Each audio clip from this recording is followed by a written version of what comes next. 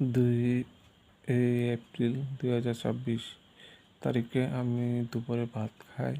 খাওয়ার পর এখানে তরকারি রাখা হয়, তরকারির ভিতরে এবং থাল বাসনটি নেয় মজুমদার। নেওয়ার পর যেটাতে পাক্কা পুচে তরকারি ছিল এখানে, পাক্কা এখানে খেয়েছিলাম তখন এখানে দরজা থেকে ঢিল মেরে ফেলে দেয়।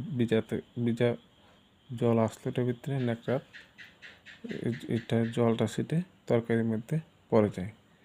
ইচ্ছাকৃতভাবে করছে, মিলে অমুকের সাথে মিলে আছে সত্যের মতো গীতার মতো তারা মেরে করছে এবং নোংরাভাবে করছে।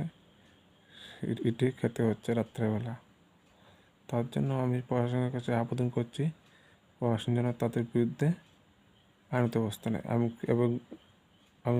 বলেছি, তুমি এরকম কেন করেছো? করমই, তুই কিচ্ছু করতে পারবি না,